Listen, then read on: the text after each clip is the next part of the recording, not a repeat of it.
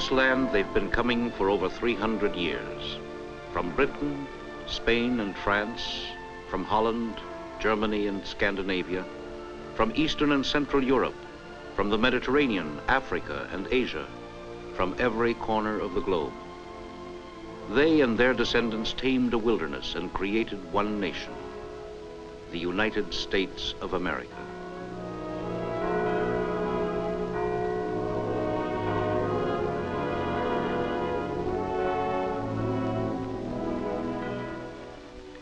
Memorials mark the first settlements on the Atlantic coast.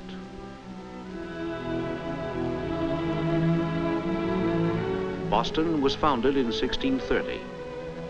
Here, 146 years later, the Declaration of Independence was read from the balcony of Old State House.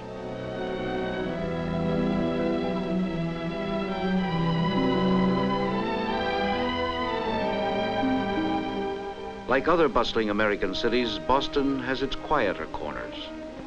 Landmarks, like the flower market, give it a reassuring sense of tradition and time.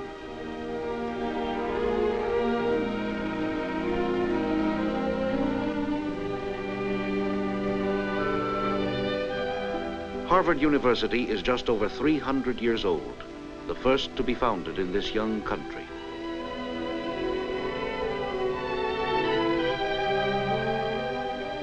"200 miles southwest, New York City is a world by itself. Once a small Dutch village, it is now a giant with 1,000 buildings reaching to the sky, a gateway to the United States.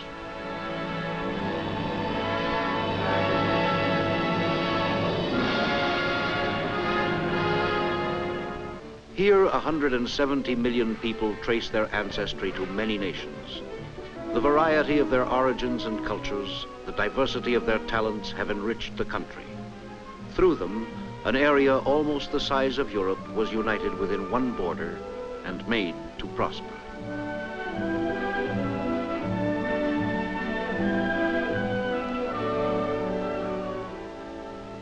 A fast express train takes 3 days to cross the United States from ocean to ocean, past farmland spread out as far as the eye can see.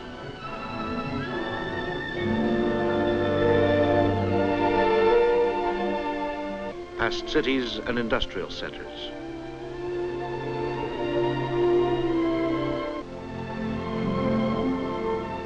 In the west, the open prairie rolls out to the foothills of the Rocky Mountains.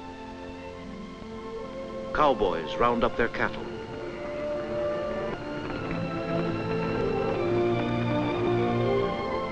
Dams harness the great rivers.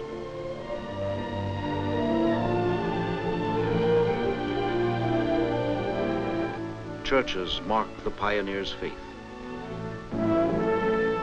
The vastness of their country inspired the American people to do many things boldly. They had a large land to settle. They pioneered from New York to San Francisco, from the Atlantic to the Pacific.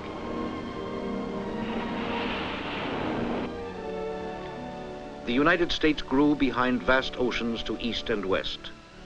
Along its 1,500-mile border with Mexico and its 3,000-mile border with Canada, the only cannon are historic relics. The three neighbors feel secure in the North American continent.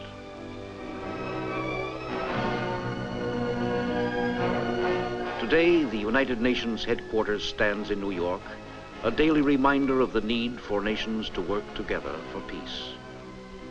To help secure that peace, the United States seeks to foster the economic health and independence of free nations everywhere. It supports also a series of regional security treaties consonant with the Charter of the UN. World events have made the American people keenly aware of their international responsibilities.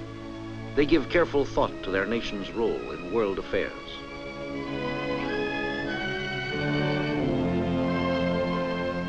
In 1952 and again in 1956, they elected president a man who has played a vital role for peace, Dwight D. Eisenhower. As Supreme Commander, Eisenhower had led the Allied armies in the liberation of Europe. There, for the second time in a generation, American boys on alien soil felt the vast relief of war's end.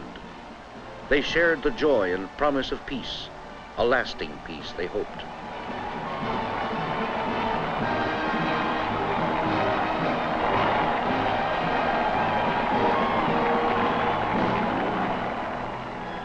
They went home, the Yanks who had helped repel aggression in Europe and Asia. Their country sought to help them resume a normal life. Schools opened their doors to millions of veterans. Ever since it began, the United States has seen a constant growth of education. A high school diploma is now almost taken for granted.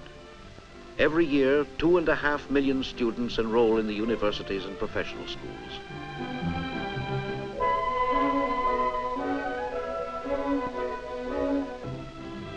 Many of the young men who'd fought in North Africa, Okinawa, and Normandy went back to the farms. They went back to working the earth in the quiet rhythm of the seasons.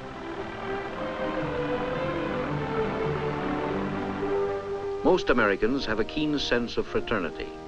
Should a neighbor's livelihood be jeopardized, they are quick to lend their labor and their time to help rebuild. This tradition stems from the days of the pioneers. It's this same trait that moved the American people to come to the aid of their neighbors overseas after the war. Through UNRWA, the Marshall Plan, and CARE, they sent food, supplies, and machinery in a national effort to help world recovery.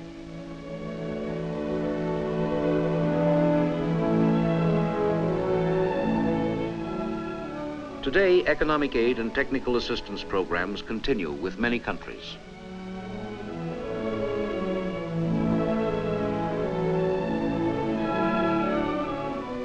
To preserve the common freedom, the United States also pledged her military strength. U.S. forces again left for Europe to stand with their allies of the 15-nation North Atlantic Treaty Organization as guardians.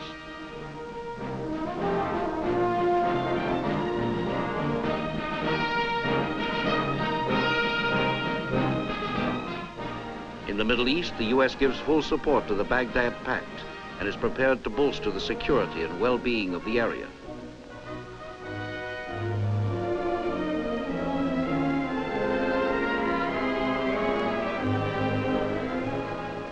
As a member of the 8-nation Southeast Asia Treaty Organization, America contributes to the defense of the SEATO area.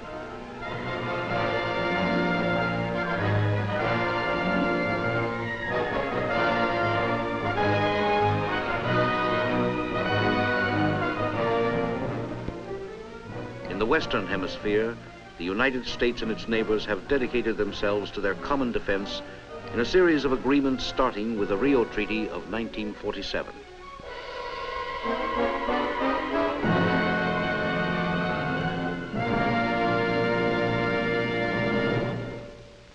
On patrol is the world's first atomic-powered submarine, the Nautilus.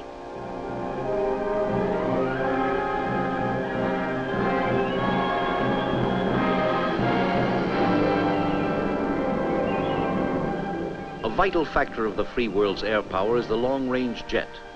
An imposing array of these American planes are ready to defend the peace, and to man them, airmen expertly trained.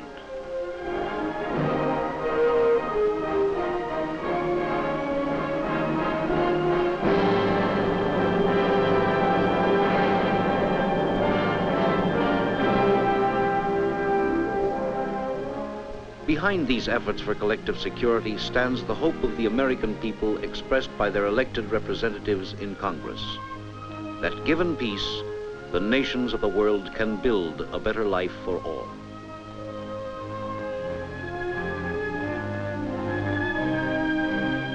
To that end, the United States is sharing with other nations its knowledge of nuclear energy for peaceful purposes.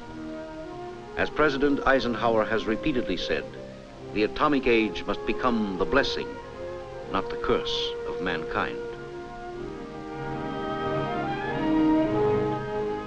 Atomic energy is already producing electric power, as in this experimental plant in the state of Idaho. The use of nuclear energy means further progress in almost every field of science. It seems certain that peace in this atomic era can lift mankind to new heights of well-being.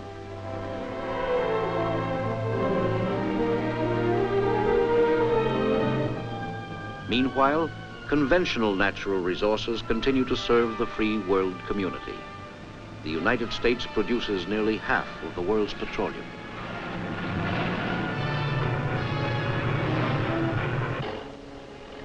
Another contribution is the abundance made possible by modern farming techniques.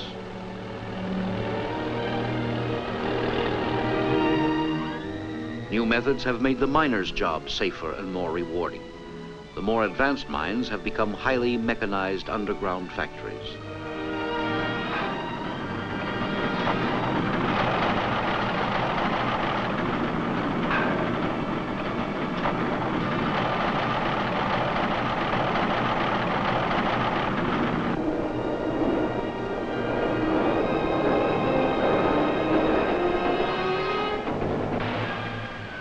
"1,200 blast furnaces have a capacity of 130 million tons of steel a year. What makes for America's record output? It's not only her natural resources, it's mass production, constant modernization of plants, and the search for new techniques. Today, nearly 94% of heavy industrial labor is done by machine.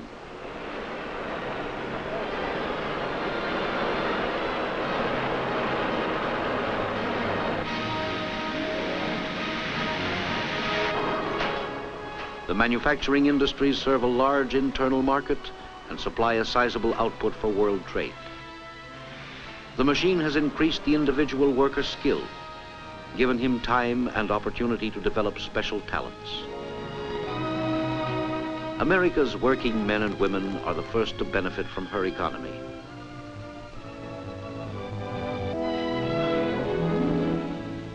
Collective bargaining by labor and management assures a fair sharing of the national income.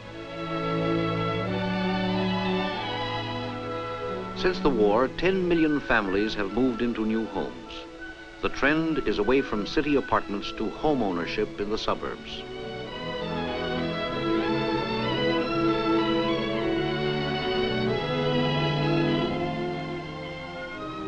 After a hard day's work, a man looks forward to a home he can be proud of. It's time to settle down to the joys of family life, the quiet, intimate hours of the home. The children forever asking for just one more story.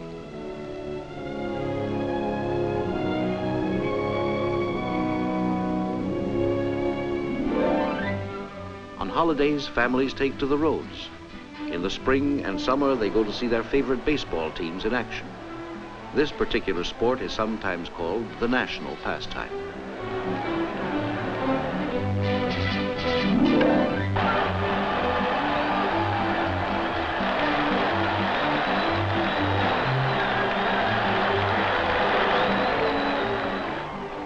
In the fall, Americans throng to football games. Their brand is different from soccer, but to them, it's just as exciting.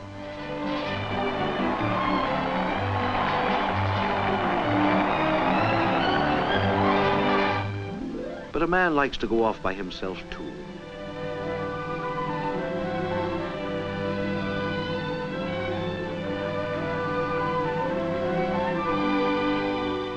That fish sure makes the day a perfect one.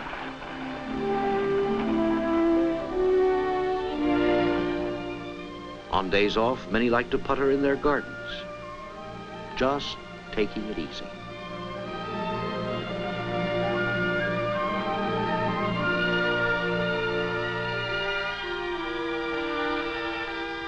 It's a good day to go on a picnic in one of the many public parks.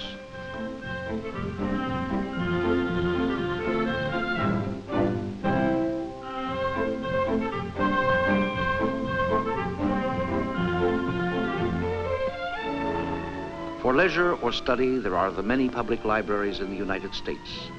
They are an important part of the nation's cultural life.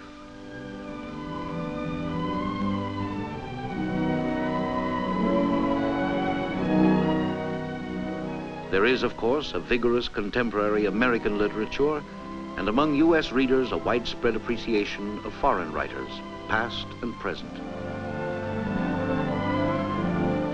American art flourishes in a climate of freedom and exuberance. Typically, there is much participation in this field. Amateur as well as professional interest is strong.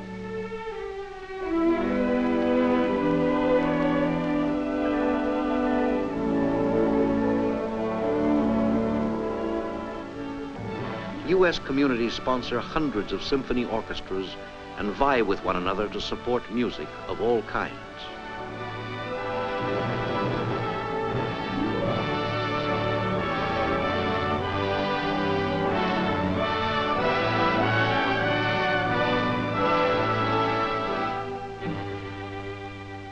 In music, Americans find an easy kinship with the culture of other nations.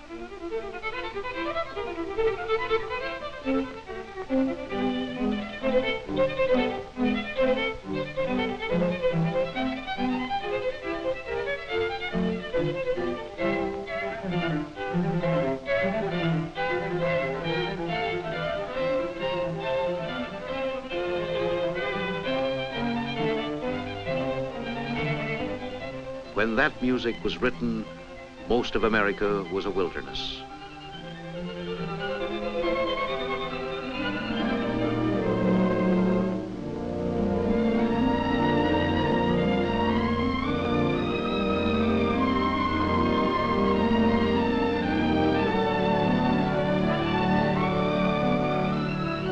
The people who settled the wilderness came as immigrants, and this is what they built. Chicago, Detroit, Minneapolis, St. Paul, St. Louis, New Orleans, Pittsburgh. The United States is young as nations go, and fortunate in what it has been able to accomplish in so short a time.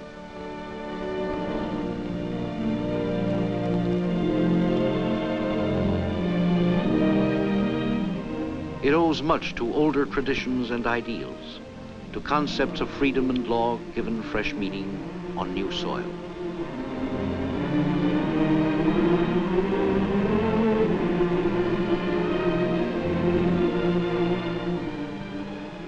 Among these principles is the echoing resolve of Abraham Lincoln, that government of the people, by the people, and for the people shall not perish from the earth.